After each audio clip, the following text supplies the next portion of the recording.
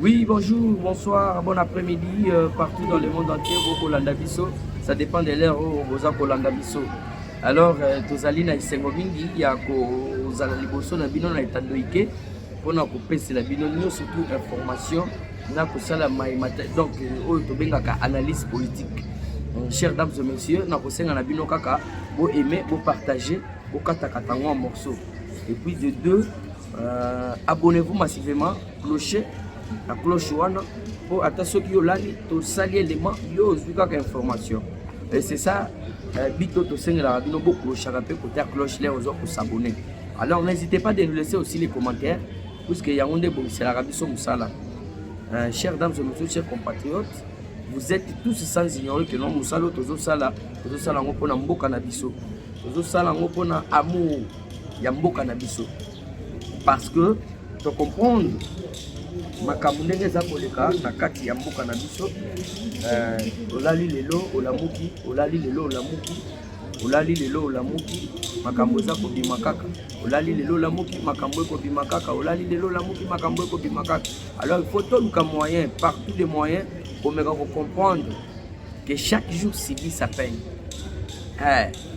Donc sala na biso eza ko ya ko c'est la bino otalisa bino toye pambate toyoki lobi ke non Constant Mutamba babengisi donc baza ko luka autorisation à poursuite na ye ezali réquisitoire il y a président il y a donc il y a président il y a cour de cassation il y a le procureur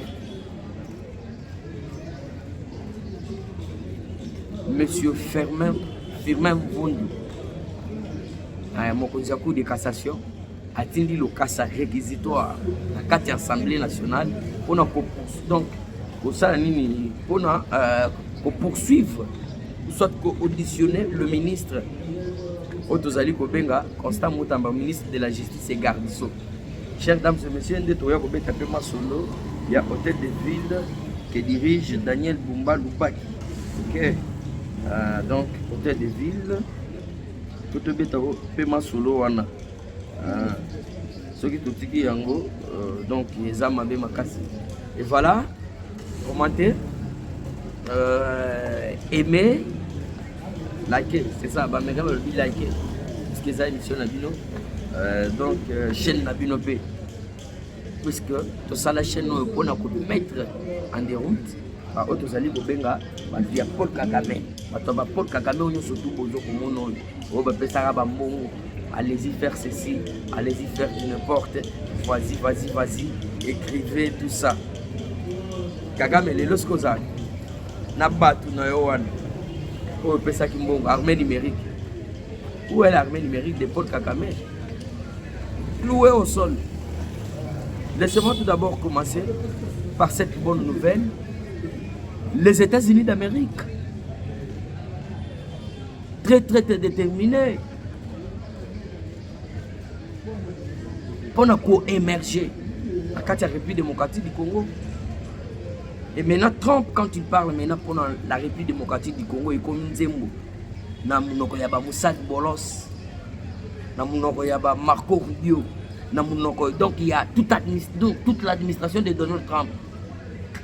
Et c'est maintenant depuis 30 ans que l'Isolo et la RDC ils ont bêté à la Maison Blanche. Les Congolais, vous avez déjà concepté là.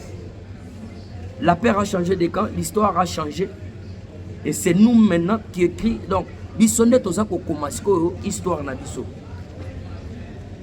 On a tondi sami mingi na Esengo. Puisque la République démocratique du Congo tant beaucoup souffert. To souffrir na ndenga ko sakanate. Depuis Mobutu Akufo l'Isolo et la République démocratique du Congo est bête à Makate na Maison Blanche. Depuis Mobutu Akenda, le Congo n'était pas considéré aux États-Unis d'Amérique. Et voilà, maintenant, c'est moi qui vous informe maintenant que non, tout a changé. Maintenant, c'est les États-Unis d'Amérique qui sont Abandiko Yemba Nzembo, Pisi Nkongo, Trump à moi na matete.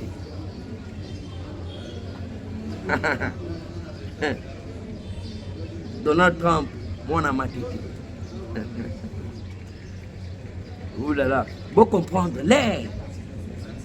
Donald Trump va faire le président Cyril Ramaphosa d'Afrique du Sud. Ça vient au cours de mes émissions parce que non, le président Cyril Ramaphosa très attendu aux États-Unis d'Amérique. Ndenge aza koloba anglais facilement puisque ça mon na bango yende mutu siko akoki kolobela siko biso RDC bien bokanisa kineti na kosaki bino mais bomoni Cyril Ramaphosa betili solo ya République démocratique du Congo Trump afandi Ramaphosa afandi et puis ba Moussa Boulos wana batelemi likolo baza ko expliquer comment là puisque donc Moussa Boulos a lobby tout est déjà prêt. Et puis vous devez comprendre que non, vitesse et la supériorité. Chers compatriotes, chers dames et messieurs, vous devez comprendre que non, ma camion se fait sur les gars, vitesse, il y a ma casse. Oh là là là là là. Trump, Atali, l'air bazo, tout n'est pas journaliste. Alors, quelles sont les nouvelles pour la République démocratique du Congo? Rien que la paix au Congo, c'est ça, le premier facteur. Oh, il faut nous à la République démocratique du Congo, pour permettre à ce secteur de se développer. Puisque nous avons chers dames et messieurs, ennemis à l'Ibosia aux États-Unis d'Amérique et Zali insécurité. Là où ils ont investi, balingakate donc quelque donc moi insécurité mo balingate lititeningana. Les États-Unis, ça je vous le dis et je vous l'annonce. Bakolingate matiteningana. États-Unis to sala mamunae. Ayeko c'est donc ayeko amoni avantage na na kati ya dossier. Oui. Ça, je vous l'ai dit. Les États-Unis d'Amérique sont qui basent déjà déterminés. Je vous dis, personne, aucun pays. Même si on a entendu ça, Singapour,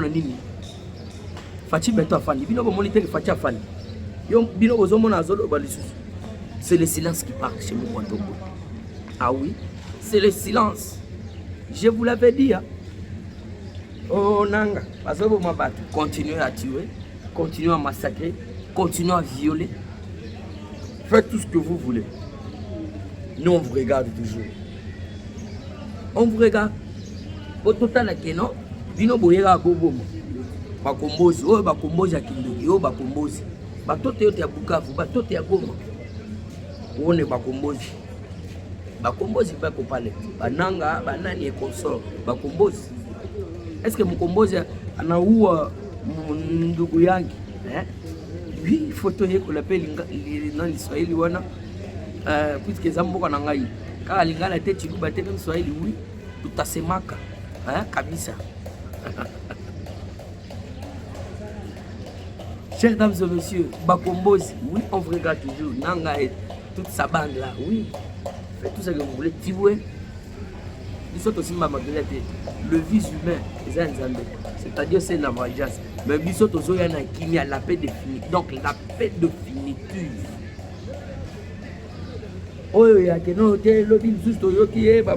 tout ça banani tout ça rien ça je vous l'ai dit au moins retenez la date d'aujourd'hui biso tozoya na kimia ya libela puisque le président de la République dans sa logique des choses, surtout à Kosala, c'est pour sauver. Peuple, a la mine, peuple, a innocemment.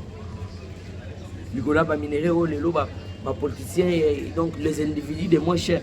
C'est que d'après des minéraux, ce que les alagis aillent. Donc, il va placer ça. Et écoutez comment. Donc, ça, c'est stupidité. Belé na mitou na bango. Eloba, Jean Mamadou Pologne, Bazana Makayabo na Moutou. Entre le vice humain, et le minéré. Yopona, Batubakou Faka, minéré, mais comment vous raisonnez? Et maintenant, on va amener la paix, les États-Unis arriver à leur besoin, gagnant-gagnant, pour les entreprises sociales et à peuple, infrastructure. Moderniser tout et consort. N'importe. C'est le silence qui parle chez Fatih Beton. Trump déjà, na kati na ye, a Tony Samuel, c'est plus qu'à Monique, oui, les États-Unis d'Amérique, Moussuni Penda et Angolo. Je voulais dire, le Congo c'est un pays béni de Dieu. Bah oui, ça je voulais dire. Le Congo, c'est un pays béni de Dieu. Nous sommes au centre de l'Afrique, l'Afrique est au centre. Il y a carte, il y a monde. Donc le Congo est au centre central. Chers dames et messieurs, chers compatriotes, boss na biso. Tout ça pour s'appeler studio na biso, ils allaient moderniser, ba biloko ni surtout ils allaient propre. Et non te que koloba di n'importe où comme bobo. Non. Sunga chaîne eza ya bana mboka. Chaîne eza ya bana mboka, je le dirai toujours. Chaîne eza ya bana mboka, eza ya mututé. Malgré ngai ile mutu nazwa ki initiative na yango na ba Jean Mamadou Kolondo, papa Gérard Kananga, baza tellement belé, maître Christian Kalamba, il est partenaire en temps réel. Tonton Bonaventure baza wana, mais chaîne eza ya bana mboka. Chaîne eza ya mututé. Bosunga eloko et kende liboso, Nzambe pe akopambola bino, c'est ainsi que moi je vous invite. Moussa de Boulos a joué sa trame. Bomoni nan tous en permis pour nous la vidéo vidéo Isali. J'ose croire que possible au talent partout. Hein? Alors dossier Zali, Moussa de Bolos a expliqué Trump. Batele Melikolo, Bangona ba Marco Rubio. Batele Melikolo. Baza ko expliquer Trump que non. Oui, dans quatre Afrique, le Congo a un posa ya Kenya. Alors nous devons émerger là-bas puisque Makamou déjà est au grand complet. Alors accord où on a la paix, il y a principe de paix. Puisque le bina est là qui vient expliquer clairement. De sorte il y a accord, oui, pour ça la signer, accord bilatéral. Nous et les États-Unis d'Amérique, c'est tout. Point barre. Accord de paix, Rwanda, Yonangaï. Donc nous avons à respecter les limites. Si vous avez des ça, vous avez bâtical. C'est toi qui vas payer le pot cassé. C'est ça. Et c'est vraiment l'air déjà. Maison Blanche. Congo. Depuis une Congo. Fils une Congo. Fils une Congo. Dosi Tolongi. Bitumbo na banda ko yebisa bino, cher papa, chers dames et messieurs. Tozo bunda bitumbo yo otolonga te. Tozo bunda bitumbo yo déjà na kati ya elo na elonga. N'est-ce pas je l'avais dit? N'est-ce pas je l'avais dit? Moi ici. Tozo bunda te potolonga puisque biso toza bana ya nzambe. Tolukaka mutu makambu te, tobundisaka mutu te.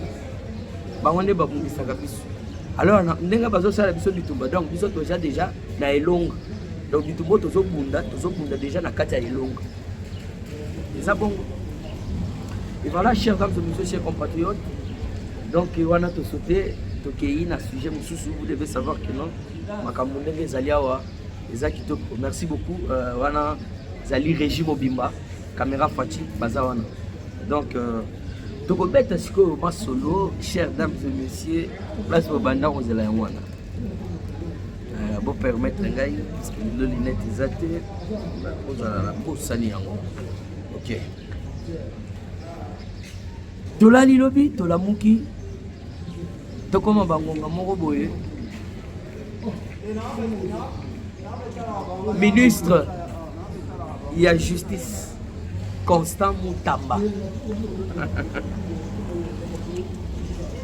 Ah là là.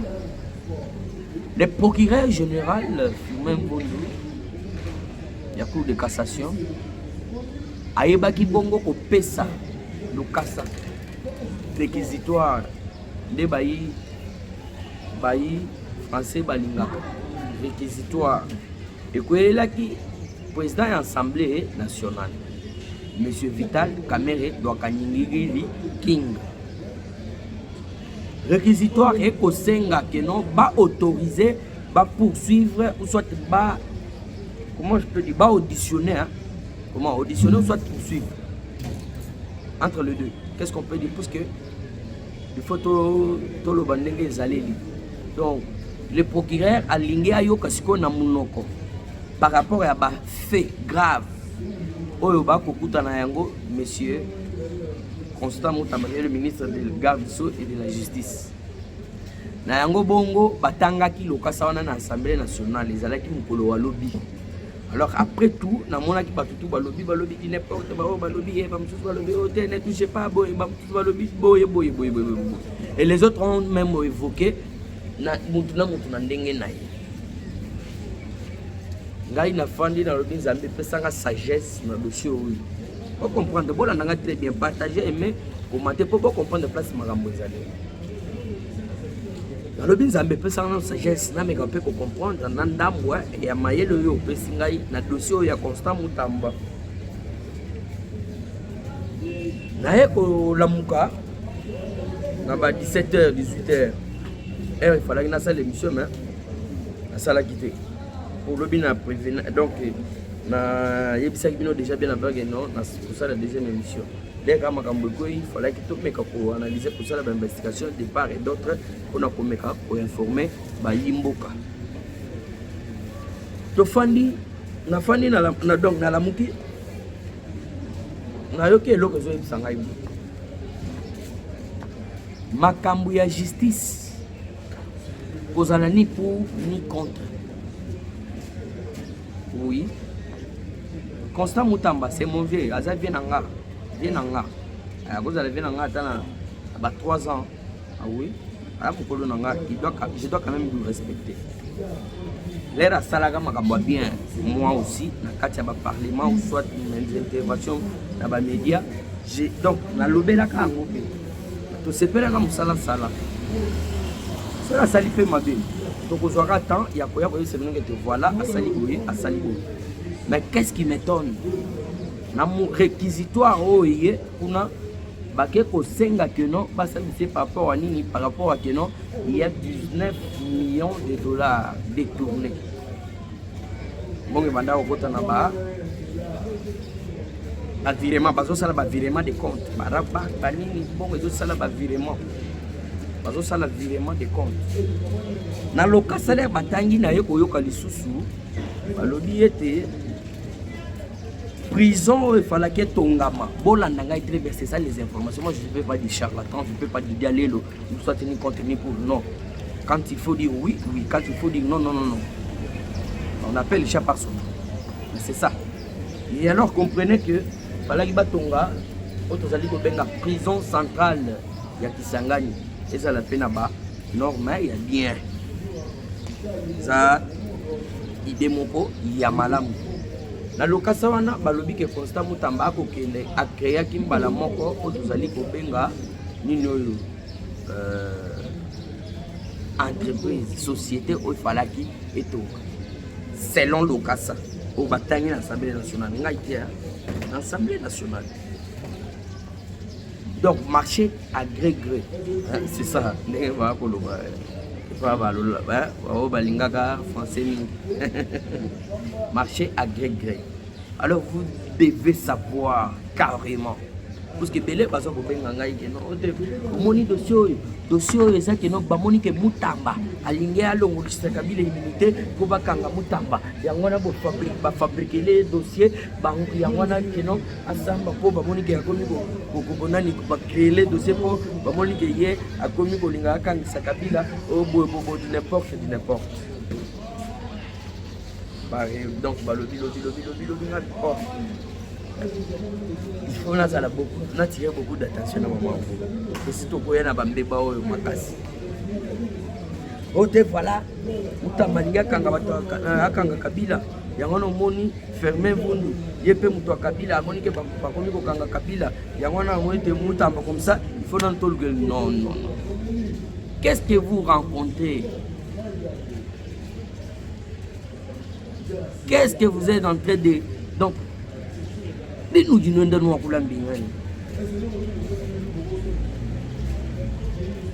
Congolais. Et vous devez tous savoir que le dossier Wana, moi je ne suis pas la justice, vous aussi vous n'êtes pas la justice. Na kokina jamais kolobaki no Mutamba aza moyibi. Ngai, ça n'engage que moi. Ce qui c'est sûr réel, qui a eu des bons à détourner, puisque bino bozo ou ça va penser à détournement, il y a au dérober. Non. Moi je crois surtout au Longoli François tout que non Azam Modi et vous allez très bien. Mais pour le moment, ngai na kolobate mutamba. Maintenant, Assemblée nationale, ce qui est autorisé, comme ça, Constant Moutamba, qui n'est pas procureur, donc on expliquer comment ça s'est fait par rapport à fait aux ana papier, n'a pas virement, n'a pas preuve, mamio surtout, bazana yango et pas fermé Bondo qui est le procureur général. Et mamsous baza confirmer que Moutamba le bien, il y a mon quoi qui n'a pas autorisé, assemblée autorisée, il y a kokende kaka. Mais papa Moutamba, on y maintenant présente ceux qui va bengi ah tout d'abord bazo senga le processus ya ba autorisé ba poursuivre mais yo selon na koyoka ba tout sous ba lobi que non yo répondait que non aux après ya kokenda ta ceux qui ba longoli humilité et nini ata ceux qui ba autorisé te yo za capable de kokende au samba na yo. Mais il faut pas qu'on y m'a présent tant qu'on t'a pas encore appelé, hein. C'est ça je peux vous dire. Oui, c'est bien. Au yébité, l'unité, bon. Moi je trouve ça normal, hein. Je trouve ça normal. Je trouve ça normal. L'air sikoyo, y a à Kokende. Pas auditionné, pas fermé pour nous. Des places de besoin d'information, il y a si le réel que non, oui, Moutamba a dérobé l'argent. Moutamba a détourné l'argent. Il y a paisible citoyen. Mais tant qu'il n'est pas encore auditionné, je ne peux pas me permettre d'étendre que pour la salle, soit notre titre aux gangs ça non. Ngai na la politique à bon. Ngai na mataka sincère, nga mataka sincère na politique. Na mataka escalier. Pour comprendre escalier. Que on peut comprendre. Que on peut ta là oye baba bani surtout, hein, étape par étape. Mais l'ascenseur vous allez monter directement. Waouh. Quelques secondes vous êtes arrivé. Mais oui. C'est ça ma politique. Nga sa politique wana. Il y a des non. Chers compatriotes, chers dames et messieurs, oui, le dossier à Constant Moutamba et Zabogo. Tous est là, pas auditionner ou soit pas poursuivre, vous voyez. Et comme ça, dès que vous voyez, Constant Moutamba a détourné ou pas. Mais pour le moment, je ne peux pas m'autoriser. Jamais. Puisque Ngaï, n'a pas Sarabino. Na dossier ba impliqué que Doudou Famba. Bolanda ba émission ngai passé. Bolanda ba émission on a ça là. Na loba que non Doudou Famba bimisa lo alobi boy. Bo bimisa lo kasa. Oyo ngai Doudou Famba na signa que mbongo ya kotonga prison ya Kisangani ebima. Ndenge ba madongo komona ba lokasa surtout ya bajila lingete ndebi maka na poisa moni signature ya intel signature ya Kingandi signature ya tete Doudou Famba le pakebo les jeunes hommes le jeune qui fait la beauté de la finance tokolo ba mona mobali oyo azana maboko pembe ki moyibi ezate pa na ye ba mafia ko le kate chez Doudou Famba. Il y a une copie, il y a 10%, il y a 30%. Lui, c'est la République. Il est engagé par la République. Il est donc finance na bisonde musala ne yangwana puisque na ebisa kabino a une école de finance Doudou Famba. Donc il est musala ne yangwana finance. A boko la bana na yeka na finance wana. Vous comprendre? Coiffeur a beaucoup la bas donc la coiffure donc la maison de coiffure menuisier peu azo beaucoup la bas na azo lesa bana na ye libota na ye na menuiserie ba mususu be bazali bana vernis ba vivre na ndenge na bango siko Doudou Famba ye musala na eza finance. Il maîtrise bien la finance. Pour avoir une école de finance. Et c'est comme ça qu'il maîtrise mieux. Beaucoup d'été na ba mafia. Na lobaka yango. Doudou Famba azo senga mukanda oya signé bongo ebima. Et puis na loba boy. Soki bongo wane bimi ebimi côté de Doudou Famba. Ebimi quelque part. Ebimi, il faut ebima quelque part. Soit la Banque centrale du Congo, soit source Moussous. Allez-y pour vous référer à la mission. Ngai on a salle. Aimer partager Oyopé, Kabola, Kata Kata. Est-ce que nous ne pouvons pas dire donc, est-ce que nous ne pouvons pas encourager Doudou Famba? Et oui, je dois le dire, Doudou Famba, nous les jeunes, nous sommes derrière vous et nous vous soutenons sans condition. Nous vous soutenons sans condition. Puisque vous allez jeunes la Kisibiso, donc la Kisibiso comment gérer Mboka sans Koyiba. Bon, elle a dit sur le casse de doigt signé. Bongo bi. Ceux qui mbongo bi maki à Kotonga prison centrale donc bimi côté Moussous. Soit la Banque centrale du Congo, soit source Moussous. Mais que non Doudou Famba tchema koloto mbongo bimi boy. Boye la ngai signature wana et je dois le dire ici sur ma chaîne. Et c'est comme ça moi je défends.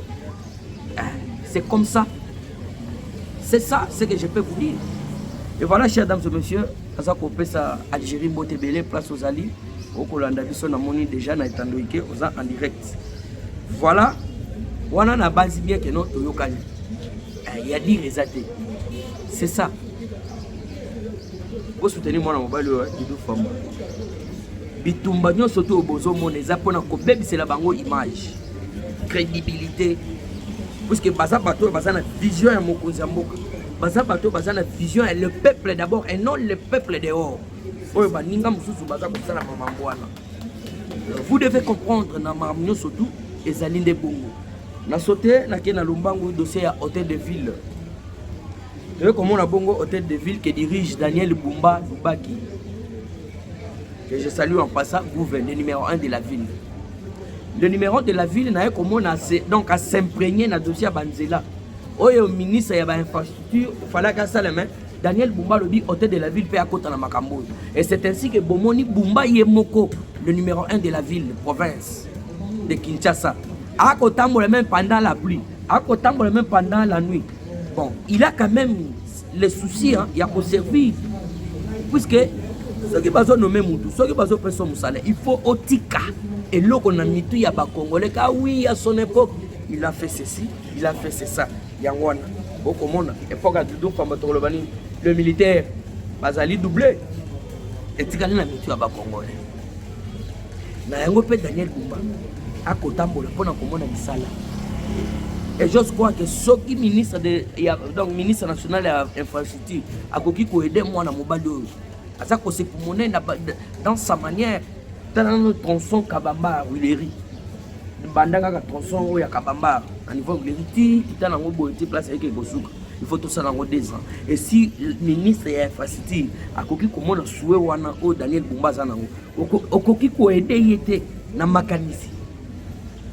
Biloko yo zo kende ko kende au sala même fasi o te ba mamba nini route non sono autoroute nan ba. En tout cas, Daniel Bumba tikete ngolo batelo na mandat na yo. Puisque mandat na yo to moni que non o kosalaka malamu. Peuple congolais bazana simanayo to moni ba plateau donc ils a nzela moko e banda déjà état de l'abri les eaux salam na koyela la bino ba image ba kotiela bino puisque il faut to mata nombre pour pas permettre so Kabamba to mona misala les eaux salama Kabinda misala les eaux salama to za ko mona pe ba dimare wana les eaux salama ba nini donc misala les eaux salama makasi l'hôtel de la ville et ni pesi na kati ya kobongisa banzela. Est-ce que bomonite que Daniel Bumba mérite quand même asala nan wana na donc le col la gouverneur puisque bato boyende biso to koluka muto aza ko s'imprégner na ba dossier même ya banzela a on a vu na leki wana le ka banzela wana nini côté au Jeffrey c'est hôtel de la ville. Hôtel de la ville ngala zolo bel hôtel de la ville dirigé par Daniel Bumba. Azamona Kisasa, Bumba Azamona Kisasa. azana souci ya kobongisa Kisasa azana posa bongisa place ya Fandeli. Un coup de chapeau Daniel Bumba. Oui, ngamoko nandimi oui, moto azana souci. Moto même azopole la mboula. Azopole la mboula mais azolande la misala. C'est du jamais vu. Hein? Boutou azotambola pona kotala ba état ya ndenge misala ezako avancer. Attends, on dit quelque part ceux qui ont une responsabilité. Donc, aux chefs, aux ont la responsabilité de l'élève, aux ont la charge. Est-ce que tu as accordé encore Daniel Boubate n'a pas encouragement à biso? Tu as encouragé était pour nous saler que de liboso. Puisque tout le monde m'a fait facile, tu as allé là qui va ministre de la situation cadavre 5 à rien. On a ça au comparer mais il y a comment l'hôtel de la ville. Déjà pas Bumba Lubaki. Écoute, tu n'as pas là. Ça félicité quand même. Daniel Bumba, Sala Kitoko, et j'ose croire que ceux qui banzela nous surtout et Sali et Sili, dans la route secondaire, oui. Bana Mboka Kisasa, Bana Villa Kisasa. Bakonukaka Kayoza la gouverneure na bango. Puisque aux amona Kisasa, aux Bongisa Kisasa, place yo Fandeli. Boyebi ke biso tosala ka diale lote quand soki mutu azosala malamu biso tozana simana pona kwa appuyer soki azosala mabe tokolobela mais quand il fait du bien il faut kolobela pe yango. En tout cas, chers dames et messieurs, c'est par ici que nous mettons un point final dans l'émission de biso Mkolo Lelo. Aimez, partagez, commentez pe kabola. N'hésitez pas à nous laisser vos commentaires. Deuxième épisode des Alliés. Je dis et je vous remercie. Ciao.